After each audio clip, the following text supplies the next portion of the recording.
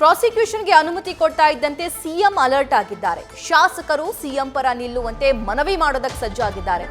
ಶಾಸಕರೆಲ್ಲ ಒಂದಾಗಿ ಪ್ರಾಸಿಕ್ಯೂಷನ್ ವಿರುದ್ಧ ಹೋರಾಟ ಮಾಡಬೇಕು.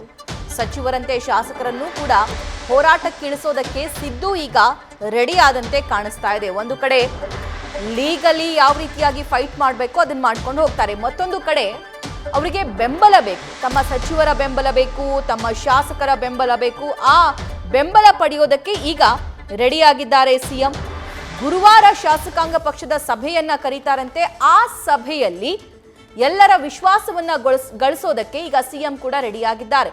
ಶಾಸಕರ ವಿಶ್ವಾಸವನ್ನ ಸಿಎಂ ಪಡೆಯಲಿದ್ದಾರೆ. ಈಗ ಆಲ್ರೆಡಿ ಎಲ್ಲರೂ ಕೂಡ, ಅದು MLCಗಳಾಗಿರ್ಬಹುದು, ಕಾಂಗ್ರೆಸ್ನ ಹಿರಿಯ ನಾಯಕರಾಗಿರ್ಬಹುದು, ಶಾಸಕರಾಗಿರ್ಬಹುದು, ಸಚಿವರಾಗಿರಬಹುದು, ಇನ್ಫ್ಯಾಕ್ಟ್ ಹೈಕಮಾಂಡ್, ಇಂಡಿಯಾ ಮೈತ್ರಿಕೂಟ ಇವರೆಲ್ಲರೂ ಕೂಡ ಬೆಂಬಲವನ್ನ ಸೂಚಿಸ್ತಾ ಇದ್ದಾರೆ. ಸಿದ್ದರಾಮಯ್ಯ ಅವರ ಅಭಿಮಾನಿಗಳು ಕೂಡ ಅವರ ಪರವಾಗಿದ್ದಂತೆ ಕಾಣಿಸ್ತಾ ಇದೆ. ಹೀಗಿದ್ರೂ ಕೂಡ ಇಷ್ಟು ದಿನ ಸಿಎಂ ಯಾವತ್ತೂ ಕೂಡ ಡೈರೆಕ್ಟ್ ಆಗಿ ಈ ಬಗ್ಗೆ ಮಾತಾಡಿರ್ಲಿಲ್ಲ, ಹೇಳಿರ್ಲಿಲ್ಲ, ಬೆಂಬಲವನ್ನ ಕೋರಿರ್ಲಿಲ್ಲ.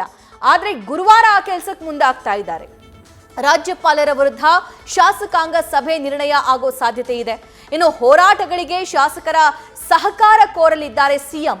ಅಕ್ರಮದಲ್ಲಿ ನನ್ನ ತಪ್ಪೇನೂ ಇಲ್ಲ ಅಂತ ಹೇಳಿ ಸಿದ್ದು ತಮ್ಮ ಶಾಸಕರಿಗೆ, ತಮ್ಮ ಸಹೋದ್ಯೋಗಿಗಳಿಗೆ ಮನವರಿಕೆ ಮಾಡಿಕೊಡೋ ಸಾಧ್ಯತೆ ಇದೆ. ಅಂದ್ರೆ ಈಗ ಬಿಜೆಪಿ ನಾಯಕರು ತಪ್ಪು ಮಾಡಿಲ್ಲ ಅಂತಂದ್ರೆ ತನಿಖೆಯನ್ನ ಎದುರಿಸಲಿ, ದೋಷಮುಕ್ತರಾದ ನಂತರ ಇವರು ಕ್ಲೀನ್ ಹ್ಯಾಂಡ್ ಆಗಿ ಆಗ್ತಾರಲ್ಲ ಅನ್ನೋದು ಅವರ ವಾದವಾಗಿದೆ. ಸೊ ಅದಕ್ಕೆ ಯಾವ ರೀತಿಯಾಗಿ ವಾದಿಸಬೇಕು? ಇಲ್ಲಿ ರಾಜ್ಯಪಾಲರನ್ನ ಬಿಜೆಪಿ, ಕೇಂದ್ರ ಬಿಜೆಪಿ ನಾಯಕರು, ಕೇಂದ್ರ ಬಿಜೆಪಿ ಸರ್ಕಾರ ಹೇಗೆ ದುರ್ಬಳಕೆ ಮಾಡಿಕೊಳ್ತಾ ಇದೆ ಅನ್ನೋದನ್ನ ಮನವರಿಕೆ ಮಾಡಿಕೊಡೋದಕ್ಕೆ ಈಗ ಸಿದ್ದರಾಮಯ್ಯ ಕೂಡ ರೆಡಿ ಆಗಿದ್ದಾರೆ. ಮುಂದಿನ ಚಾಲೆಂಜಸ್ಗಳು, ವಿಪಕ್ಷಗಳನ್ನ ಹೇಗೆ ಎದುರಿಸಬೇಕು ಅನ್ನುವಂತಹ ಪಾಠ ಮೋಸ್ಟ್ಲಿ ಗುರುವಾರ ಆಗುತ್ತೆ.